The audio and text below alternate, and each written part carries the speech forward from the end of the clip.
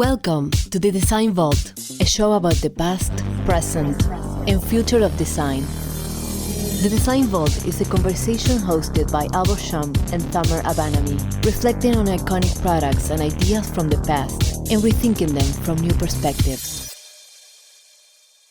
The views and opinions expressed in this program are those of the speakers and do not necessarily reflect the views or positions of any organizations they represent. Welcome to the Design Vault podcast, a podcast where we discuss iconic products from the past, discuss how they might be relevant today and in the future. Here with my co-host, Albert. Hey, Albert. How you doing? Tamer, how are you? Good. What's today's episode about?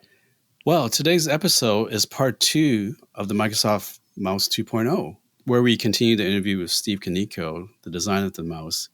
It's a really interesting conversation, so let's jump back right into it. Let's jump back into the interview. What I appreciate about this when this came out is there's nothing like it. It was quite innovative.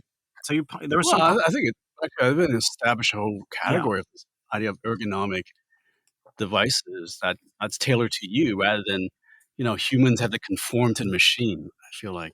Right. At least that's my. Yeah, look at the QWERTY keyboard that was around at the time. Right, you had to conform. It's designed for efficiency of machines, right? But yeah, and I think if you could take us back to the early 90s, late 80s, the design language that was pervasive in consumer electronics and tech was not this. It was something else. Not really, yes. And if you could maybe describe kind of what the trends at the time were and what was kind of what you helped herald in. Yeah, it's tough. It depends on category, right? But the organic shapes, they've been around. Luigi Colani was there. Very automotive. It's automotive, right? Yeah. And they're set up with those tools for in automotive. Product design and industrial design was, I think, at that time, you'll find a very strict design for manufacturer mindset, where things are designed for efficiency. You can think about Dieter-Rams and where that design language, it's the language of machine. Yeah. Symmetrical parts, you repeat use of the shape of a button. You might change the color, but it reeks of engineering efficiency, like a Corbusier house, right? It's designed for ease of manufacturing, efficiency, hopefully with some human logic and compassion behind it, which is the great products still do. Sure. At this stage, I couldn't say this, I can't rewind far enough to know what else was around there. But this was hard to do, hard enough that, to Microsoft's credit, I and the team, Stuart Ashman, Dick Liu, and all these others names I could drop, there was no restrictions on the resources we had to hire the right ergonomists, find the best tooler in the world to make this happen. We're working with a few manufacturers over in Japan at the time, Sony, Alps and Mitsumi. But the resources to do everything as good as humanly possible was there.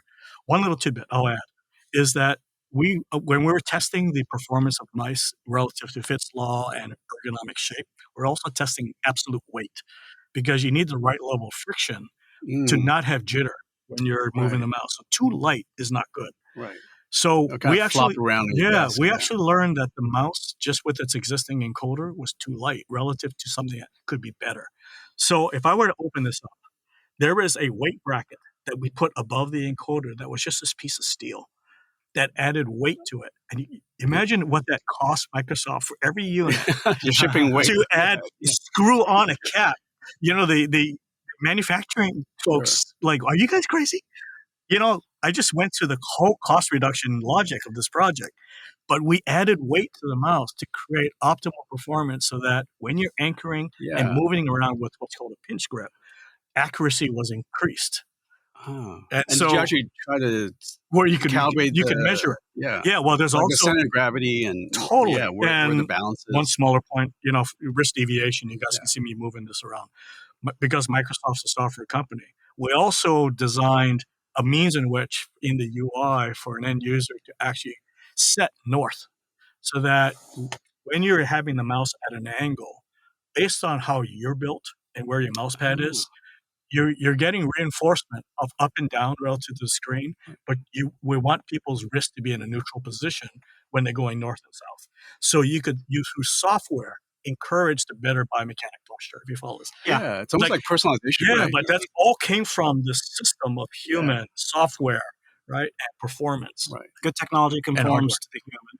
And Correct. instead of the human having to really focus on pointing that thing north and straining, they could have it be north-northwest or whatever the risk It's is. adaptive. And and it's really giving you if we were to the kind of software. fast forward into maybe the ultimate learning from all this, I think what we just talked about, where you have hardware, software, and human as a system, the role of design back then, as well as what's today, with all these new human interfaces, right, where your body is now the mouse, right? That same system in engineering and discipline has to be applied to every problem. Yeah. So you decide where the load is. Humans need to take on some load, physical, mental, whatever it is. The hardware can do some of that, software can do some of that. But composing the right mix, right, the right elixir that kind of puts it all together is the art of design. And I think that's an incredible part about your design career. You span from the earliest moment of the mouse and Mouse 2.0 to you were the pioneer of HoloLens, the metaverse, mixed reality. Part of that. What is But I mean, you literally ship experiences that are seminal to I would say modern design and digital experiences. Not only that, Albert, but I think when I look at what you've worked on, there's this pattern, right? And we want to get into some of these patterns with you of doing something that is kind of at the beginning, a first time new chapter of the category. Yeah, that V1 right? almost. And within that, there's also the pattern of constraints that bias the design up till that point and how you break out of that bias. In the mouse case, we're talking about manufacturing process and tools available to designers.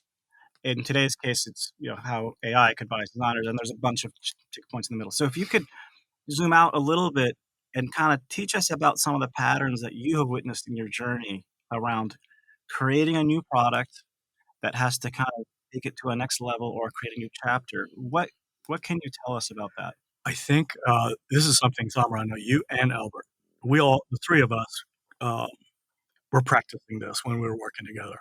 But with every product, you cannot have a product and a sustainable product line if it's not a good business. It's kind of basic point. So we'll call it the B. With Microsoft, its business is technology. And so we're very accustomed, and these concepts don't necessarily come easy, but they're comfortable over time because we're used to working with technology concepts and typically cutting edge stuff. Yeah. Right? Well, even earlier you mentioned the mouse, like the cost reduction. That's part of the business. That's and right. You have to and technology was the mechanical encoder. Yeah. Right? Okay. You have to embrace that constraint. And you got to understand them. You have to understand the business, but you understand and empathize with engineering and concepts of physics and manufacturing.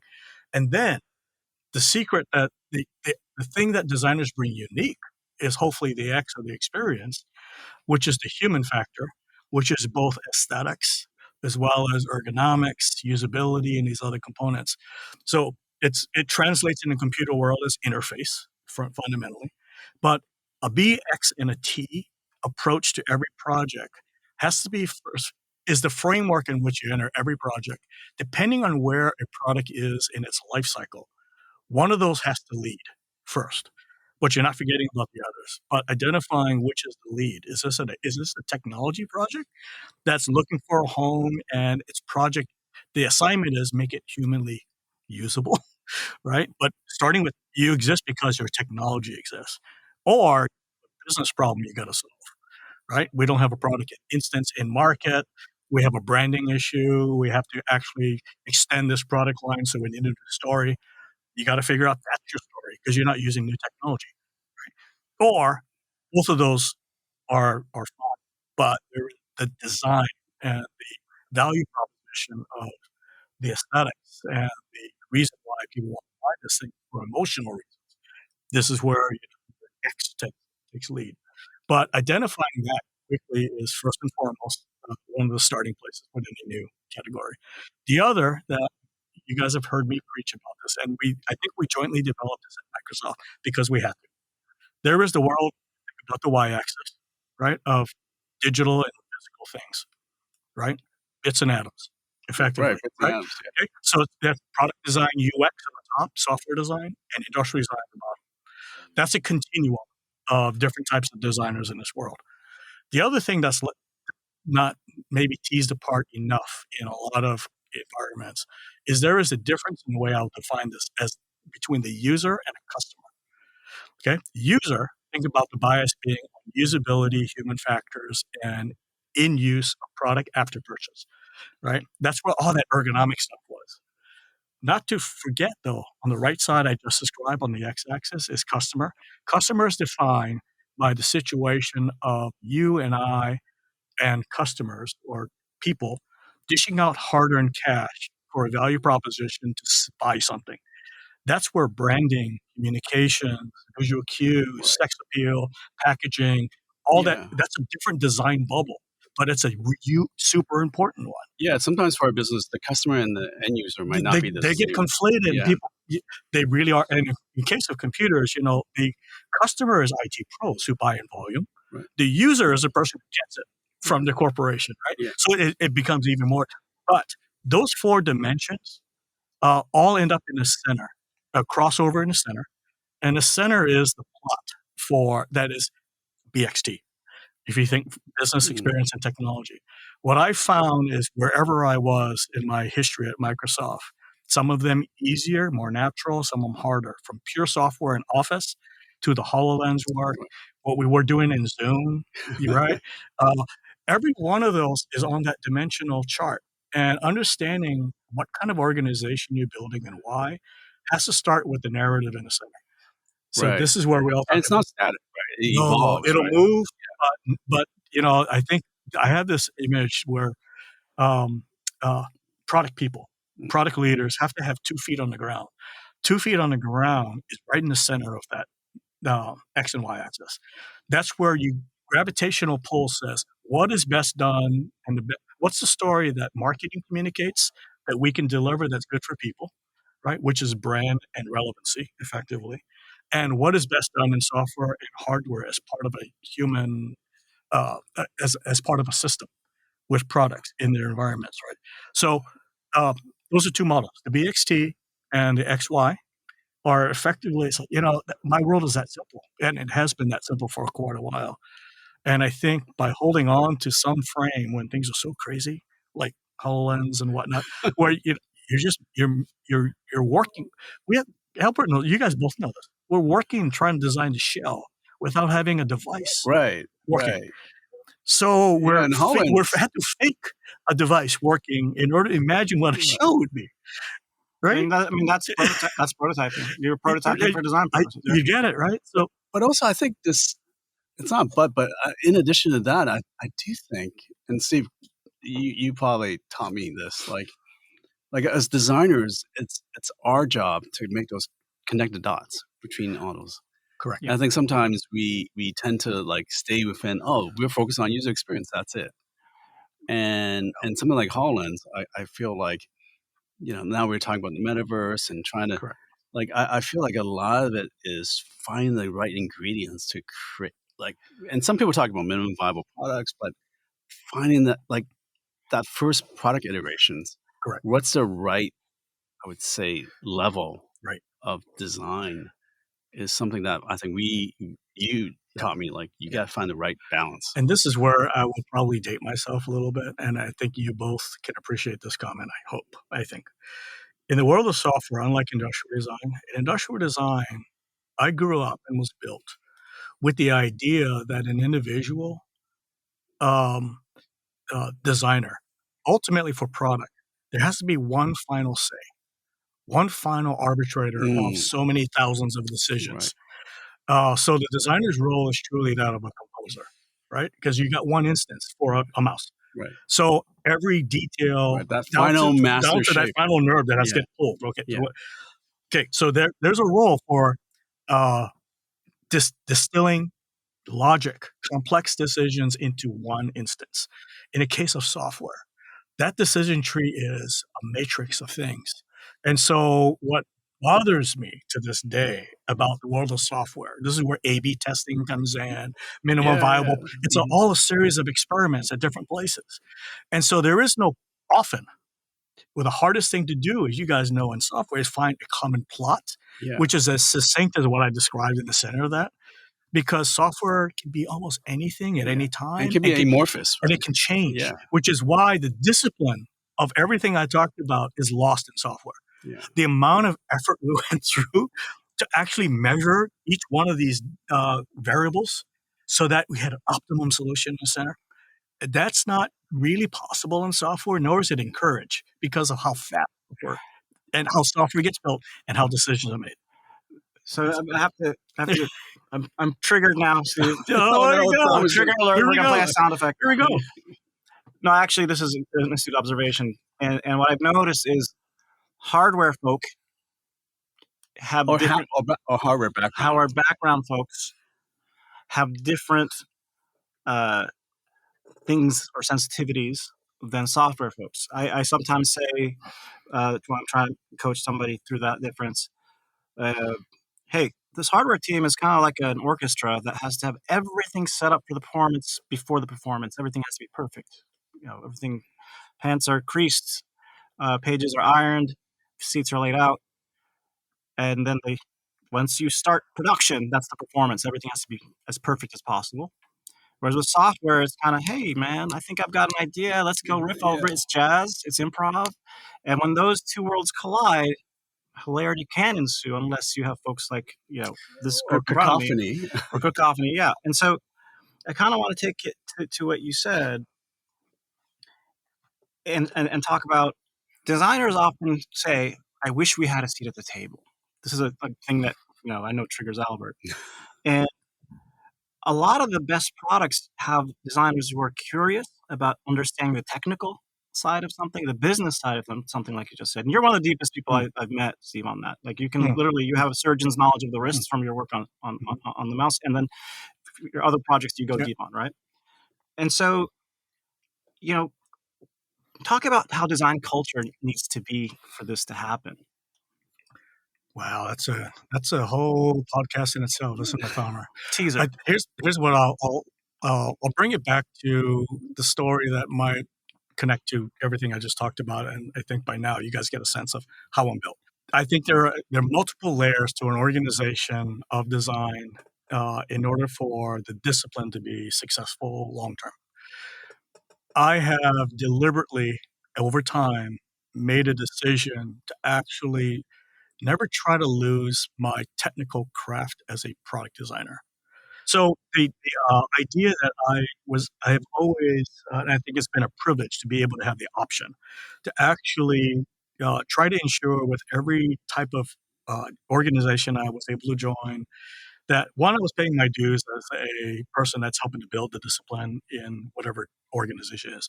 But personally, I wanted to grow in my ability in, let's say, software, interaction, ergonomics, branding, whatever on my quadrant. Moving into an area where I felt like I needed to learn something and I was put on the job to learn it was part of how I designed, maybe subconsciously or consciously, my career. So I was always in a state of angst where I was trying to learn something because on the other side, I was completing my design masters of a certain part of that quadrant, right? But that mindset doesn't make me and or my career best to actually run large organizations and really be focused on the people required to make that happen. But that said, I think design organizations need craft people who are kind of insanely obsessed by that kind of a problem set. But you also need craftspeople that are working the operational aspects of design and the discipline for the right visibility, communication, funding, Right, politics, the and whatnot. operations of it. I mean, Albert, you know the whole stack, Oh, yeah. right? And that's the dance that's required between, call it executive management and whatnot. But also, if you don't deliver, this is kind of what, if you don't have the goods and your team is not delivering the craft or the product, we can talk all we want Right. about being at the seat of the table. But at the end of the day, you either, like, design is kind of like music, right? Talking about it is really not useful at a certain point. You got to show the goods. And how you got there, amazingly enough, is not really interesting to a lot of people. They just know if you got there or not. I can't tell you how many times I got executive briefs that was, I know it when we get there.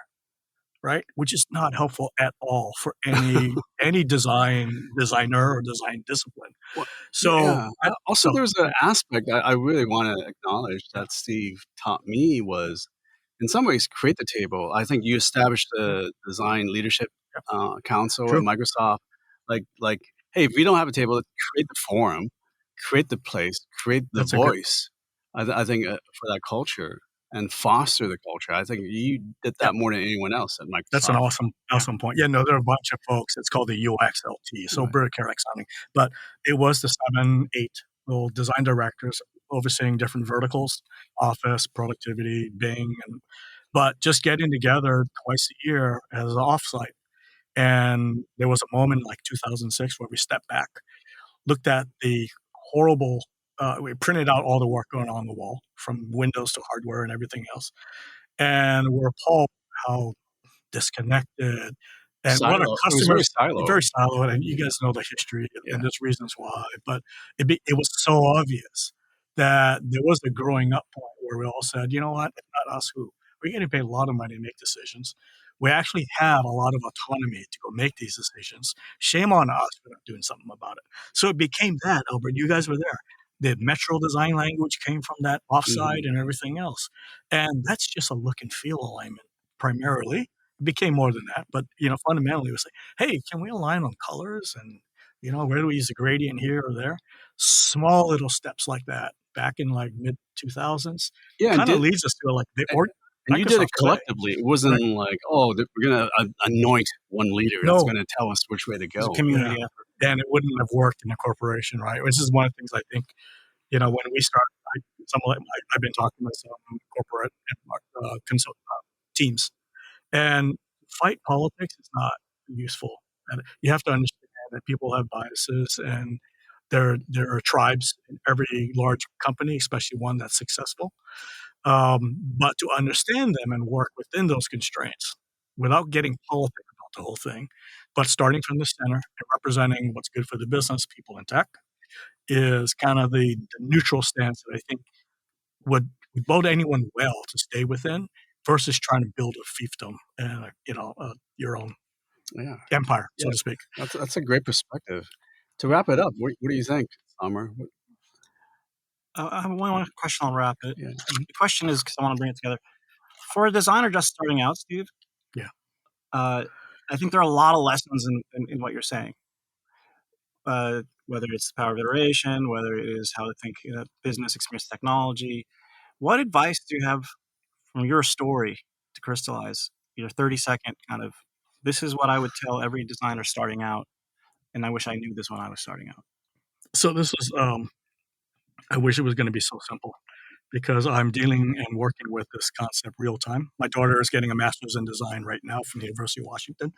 And frankly, the education and the orientation of education today is very different from how I grew up. And it's no different from a traditional ID background to what we just described as a design thinking, very nebulous difference between hardware and software world that they're all living in, right? AI is introducing There's a something, lot of change a happening. lot of Yeah. change. I think the dynamic that uh, if it's not evident in what I just described, I obviously believe that design and any artifact, whether it's hardware or software, is designed in context. Context has to involve the human first and foremost that we're designing for, and that has to be the loyalty first and foremost of a designer, independent of the business and the technology. But within that system, especially in today's world, a object and an artifact is part of a network and an ecosystem of technology, other usage, right? And so that ability to think about the if I were to back up, you know how when you're stressed and thinking about what to focus on versus not focus on, the counsel we like to tell people, there's the work that you can do that's in your circle of control. There's the next ring out, which is your circle of influence. And the last is your circle of um, care or concern, right? To focus too much on the outside ring is not a useful use of your energy. In the world of product design, it is more than just focusing on what you control. There is the Mhm. world of influence, of interacting, complementing, borrowing, repeating patterns of usage because they're good for people is where the world is today. So product designers have a responsibility to know the difference between a isolated product that is selfish and insular to other things around it for maybe good reason or not. But don't be blind. Don't put blinders up to not care for the human, that we're all dealing with complexity right now of a system problem where we want patterns to be reproduced as much as Right. possible. We don't have to reinvent the wheel, so to speak. And this is the fun part of design now. This is called systems thinking, where it is more than just human hardware, software. The way it is now an ecosystem of devices, right? That has to be part of the design equation. That is where design curriculum is today, in my opinion, and where it should be.